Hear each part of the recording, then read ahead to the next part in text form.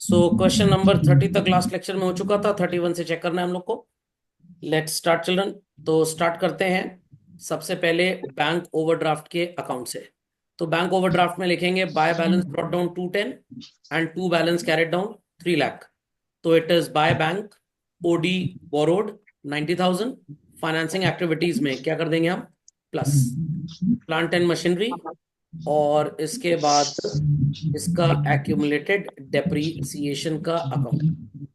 चलिए let us understand कैसे बनेगा प्लांट एंड मशीनरी और कैसे बनेगा एक्यूमुलेटेड डेप्रीसिएशन। तैयार सब लोग? चलिए चेक करिए। This is plant and machinery account and this is accumulated depreciation.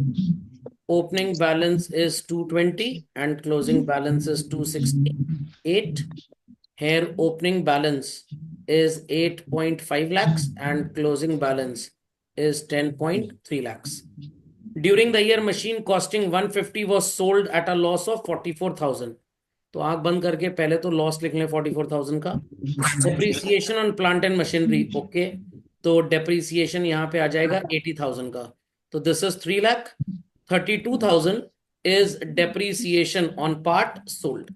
तो 150 की मशीन में 32,000 का डेप्रीसिएशन लग गया, तो मशीन बची 1,18,000 की और 44 के लॉस में बिक गई। तो 1,18,000 में 44,000 रुपीज को आप कम कर लीजिए, क्या आ जाएगा भाई?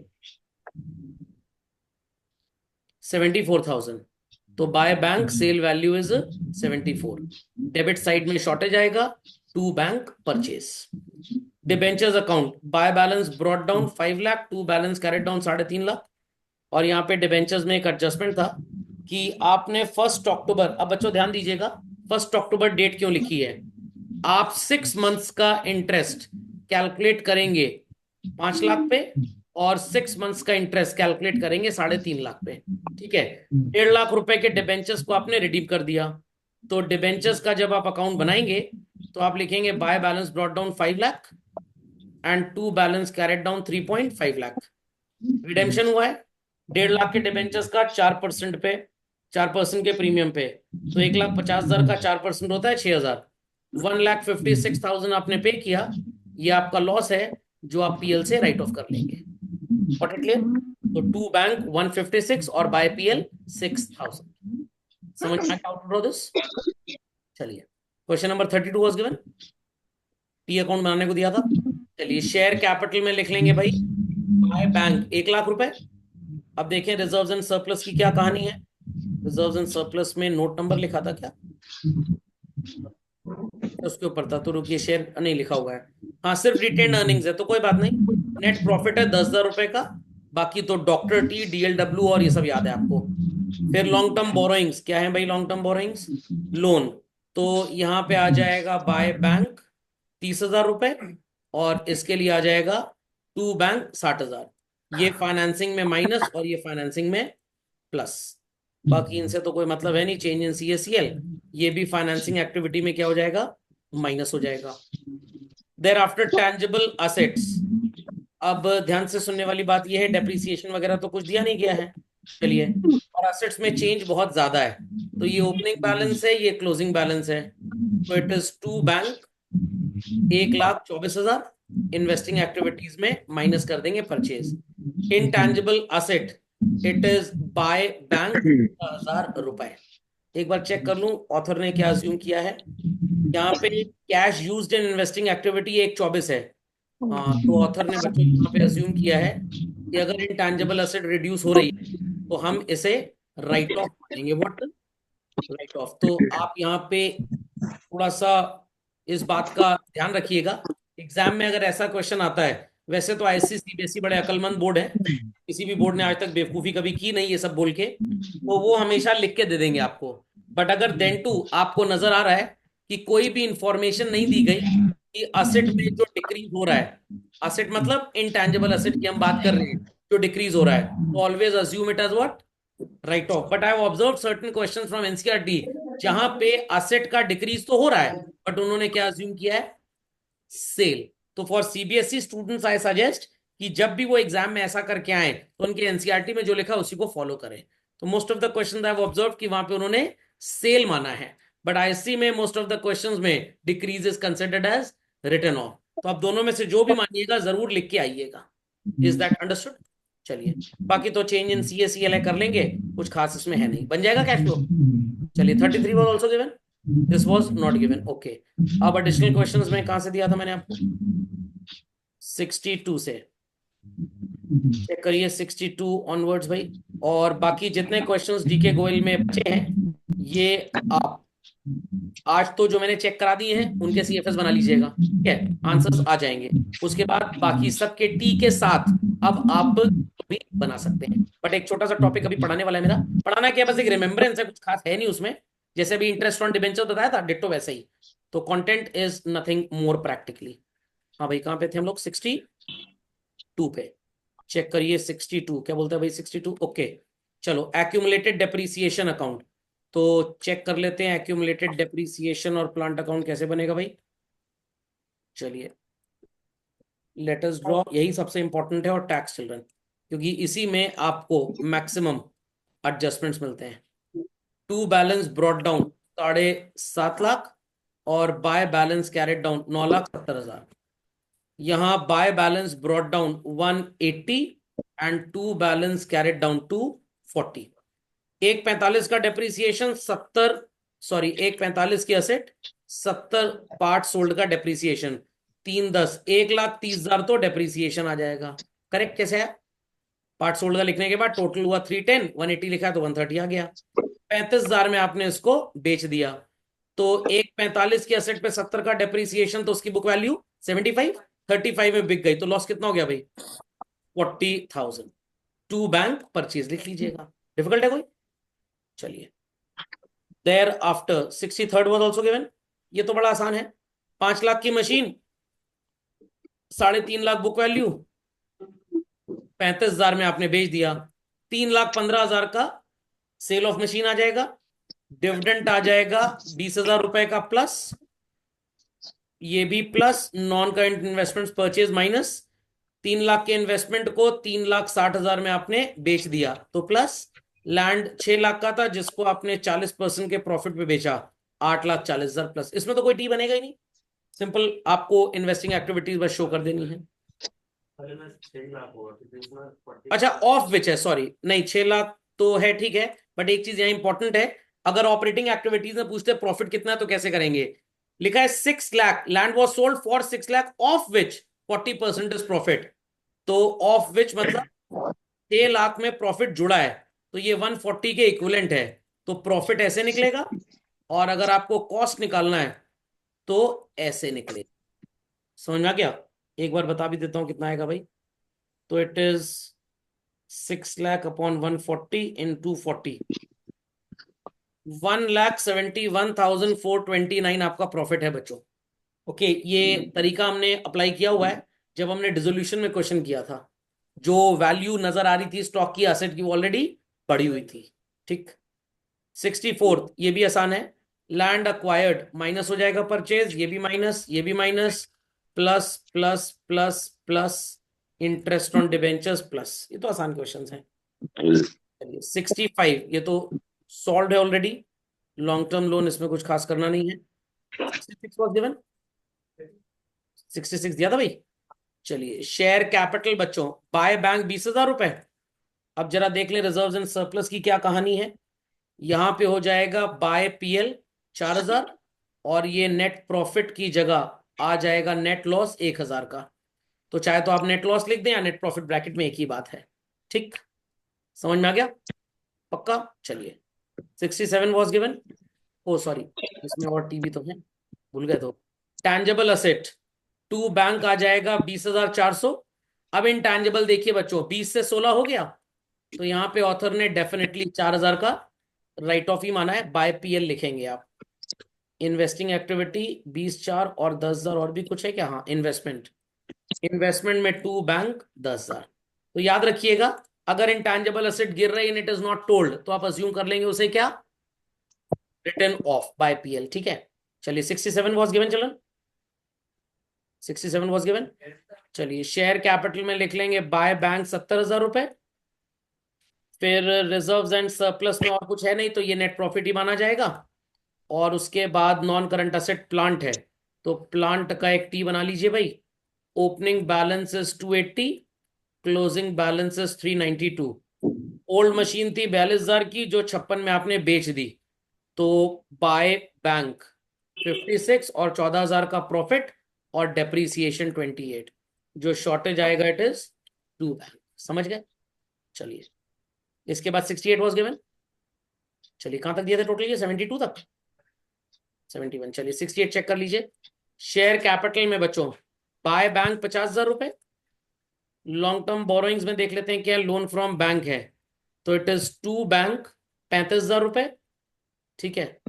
और फिक्स असेट में टैंजिबल में लैंड एंड बिल्डिंग है, तो opening balance is 150, closing balance is this, मतलब 150 डेबिट में और 220 क्रेडिट में, इजंट इट?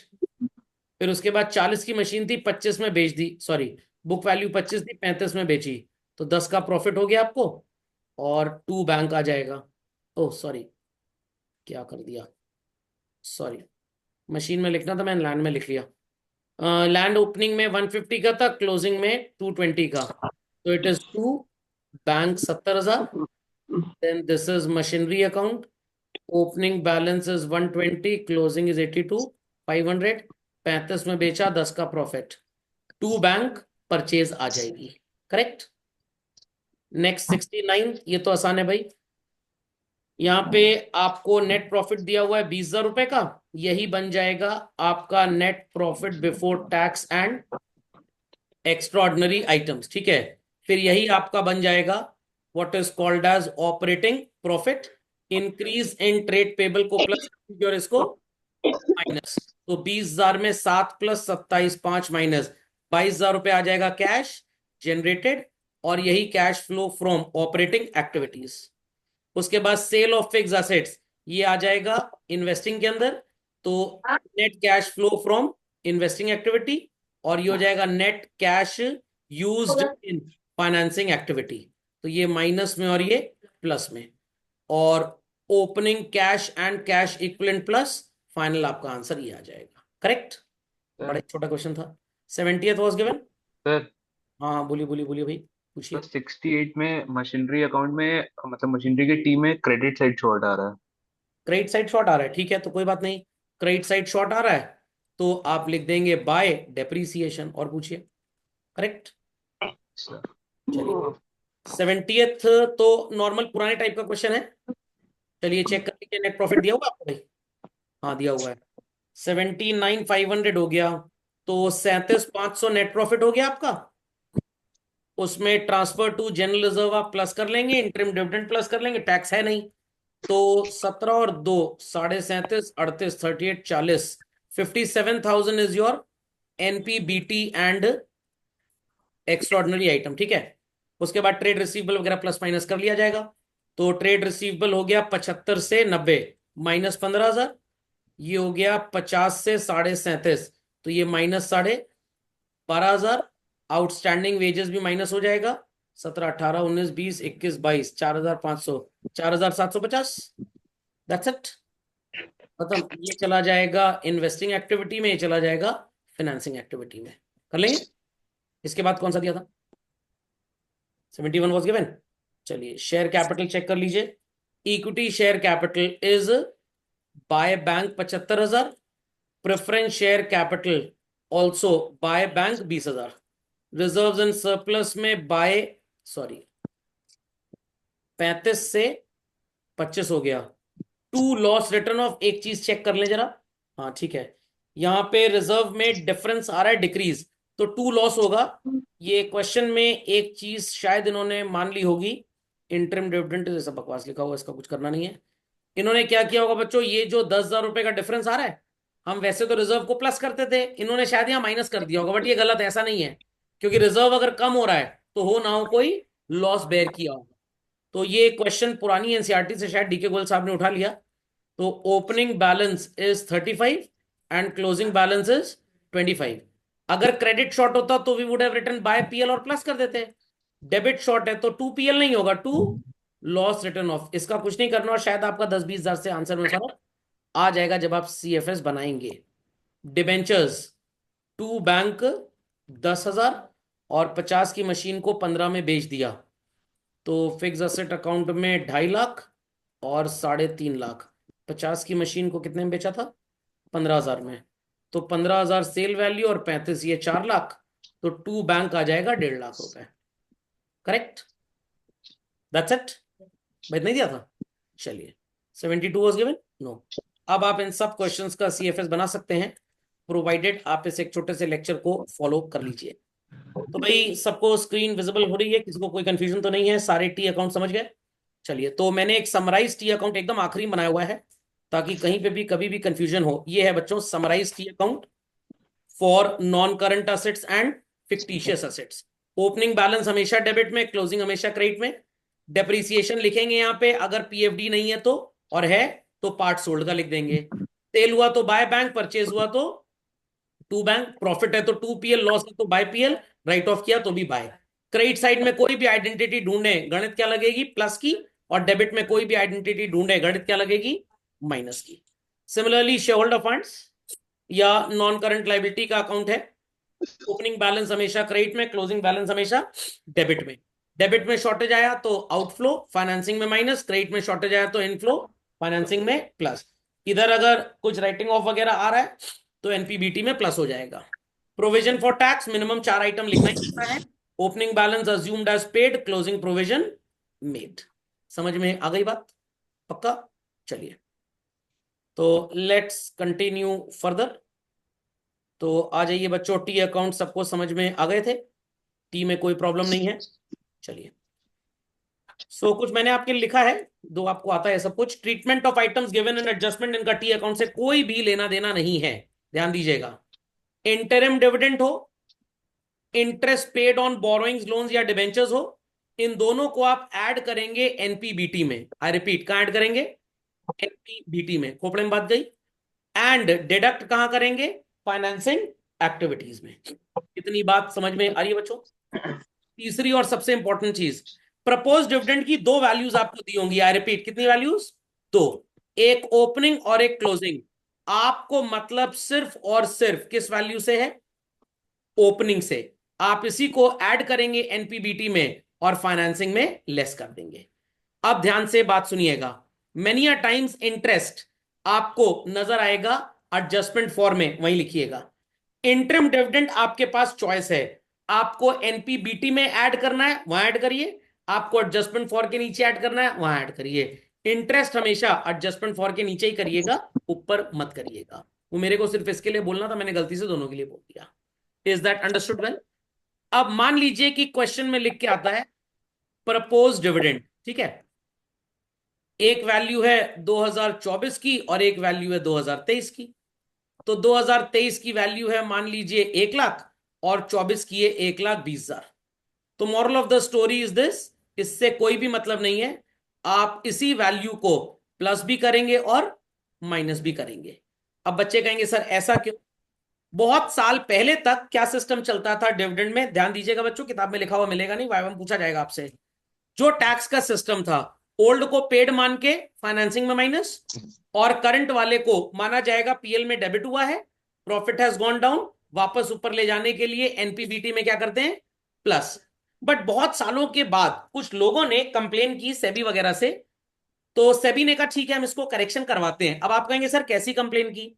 तो कंप्लेन कुछ ऐसी थी कि जब ये डिविडेंड की कहानी आई तो कंपनीज बड़ी चतुर थी, वो डिविडेंड प्रपोज करती थी अपनी एनुअल जनरल मीटिंग में बढ़ा चढ़ा के, जिससे स्टॉक मार्केट में उनके शेयर का भाव बढ़ जाता था। जिनके पास इस साल शेयर नहीं है, डिविडेंड के अट्रैक्शन की वजह से वो शेयर इस साल खरीदते थे, ताकि next year they should be getting dividend. I repeat, next year they should be getting dividend. But उन बेचारों को क्या पता था, सीधी सादी भोली भाली जनता।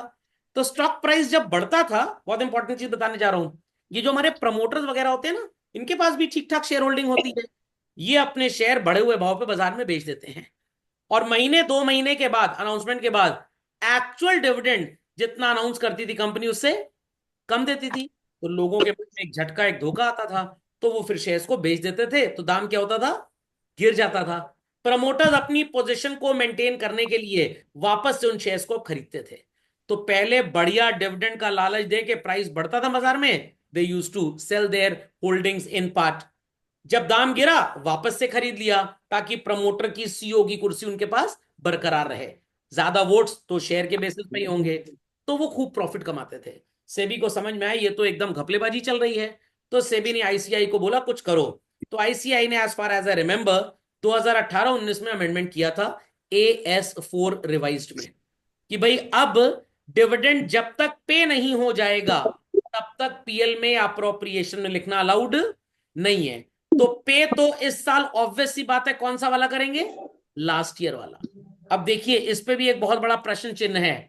सर मैचिंग कॉन्सेप्ट जैसा आपने कुछ पढ़ाया था, जिस ईयर का एक्सपेंस हो उसी ईयर के पीएल में लिखो, बट 2023 का डिविडेंड किस ईयर के पीएल में जाएगा, 24 में। तो मैचिंग प्रिंसिपल की तो बैंड बज गई, वॉयलेशन है ये, बट लोगों का कम से कम नुकसान नहीं हो रहा। तो भोली भाली जनता का नुकसान एक तरफ और अकाउंटिंग का प्रिंसिपल एक तरफ। कहते हैं ना, जो झूठ किसी अच्छे काम के लिए बोला जाए वो झूठ झूठ नहीं होता, उसकी इंटेंसिटी ऑफ ट्रूथफुलनेस ट्रूथ से भी ज्यादा होती है। तो हम मैचिंग प्रिंसिपल की तो बैंड बजा रहे हैं, वो तो हम गड़बड़ कर ही रहे हैं। 23 के खर्चे को 24 के पीएल में लिख रहे हो, क्योंकि पिछले साल का डिविडेंड तो इसी साल दे पाओगे। ओके, बट कोई प्रॉब्लम की बात नहीं है। तो दैट्स वाई प्रपोज डिविडेंड की दो वैल्यूज बहुत जगह मिलेंगी। आपको उसी वैल्यू को प्लस करना है और उसी को माइनस, जैसे सिंगल वैल्यू ऑफ टैक्सेशन में सिखाया था। कोई प्रॉब्लम किसी को भाई? Interest received on investment minus कर देंगे कहां पे, जब एनपीबीटी का एडजस्टमेंट फॉर करते हैं। ये आपका DRIP वाला आइटम है और ये आपका DLWI वाला आइटम है। Got it clear? और इन्वेस्टिंग एक्टिविटीज में प्लस कर दिया जाएगा।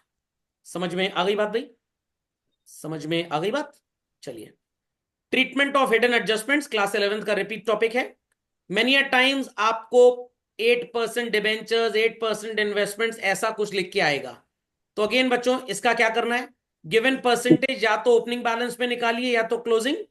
अभी तो हमने एक क्वेश्चन अभी चेक किया, उसमें एक डेट लिखी थी, तो आधे साल का इंटरेस्ट ओपनिंग बैलेंस पे और आधे साल का क्लोजिंग पे। ओके, दोनों में से किसी पे भी निकाल सकते हैं। मोस्ट ऑफ द बुक्स में ऑथर्स ने ओपनिंग पे निकाला है, बट दोनों चलता है। ये फुटनोट लगा दीजिएगा, जो भी आएगा अगर इंटरेस्ट की बात है तो एडजस्टमेंट फॉर में प्लस, और ये वाले इंटरेस्ट की बात है तो एडजस्टमेंट फॉर में माइनस, बिकॉज ये DLWI वाला आइटम है और ये DRIP वाला आइटम है। देयर आफ्टर फाइनेंसिंग एक्टिविटी में minus because it's a payment, and ये इन्वेस्टिंग एक्टिविटी में प्लस। सिंगल वैल्यू आपको पहले ही बता चुका हूं, गॉट इट क्लियर? इसी को एनपीबीटी में प्लस करना और इसी को कैश जनरेटेड में माइनस करना है। सुनाई पड़ गई बात? तो जिनके टी बच्चों मैंने चेक करा दिया आपको लास्ट लेक्चर में और आज के लेक्चर में, उन सबका कैश फ्लो बना लीजिएगा। एंड क्वेश्चन नंबर 1 आपको नजर आ रहा है, इनका T with cash flow. Question number 1 के बाद आपको 2 नजर आ रहा है, इनका T with cash flow. Question number 2 के बाद इनके टी अकाउंट्स की भी स्पेस मैंने दी हुई है आपको यहाँ पे। क्वेश्चन नंबर 3 नजर आ रहा है, इनका T with cash flow. And question number 4, T account with cash flow. सुनाई पड़ गई बात? पक्का? 5th we have already done. 6th में आप सिर्फ इन्वेस्टिंग एक्टिविटीज करेंगे, व्हाट इट क्लियर चलो, और 7th में सिर्फ फाइनेंसिंग एक्टिविटीज। तो एक काम करिएगा, पहले क्वेश्चन नंबर 6 और 7 करिएगा। 6 और 7, इज दैट क्लियर? और उसके बाद 1 2 3 4। समझ गए आप? चलिए, तो इसी के साथ, और सॉरी एक क्वेश्चन और है 10th, ये कर लीजिएगा। समझ में आ गया? समझ में आ गया? चलिए, तो अभी आपका कैश फ्लो खत्म हुआ है सिर्फ क्लास 12th के सिलेबस के हिसाब से। बट अभी कैश फ्लो में दो इंपॉर्टेंट क्वेश्चंस हैं कि भाई इंटरेस्ट रिसीव्ड को फाइनेंसिंग एक्टिविटी कब मानेंगे। ये क्वेश्चन सीबीएसई में 2015 में शायद पूछा गया था, एंड जिस टीचर ने मार्किंग स्कीम बनाई थी उसमें भी एक एरर था। तो इसका आंसर आपसे मैं एक्सपेक्ट कर रहा हूं। कैश फ्लो सोल प्रोप्राइटरशिप और पार्टनरशिप में कैसे बनता है, ये आपका अगले लेक्चर का टॉपिक होगा। ये सीयूईटी में जरूर पूछा जाएगा, 12th में ये नहीं पूछा जाएगा, बट कॉन्सेप्ट बड़ा ब्यूटीफुल है, तो इसलिए क्लास मिस मत करिएगा। Is that clear? आज की सेवा यही समाप्त होती है।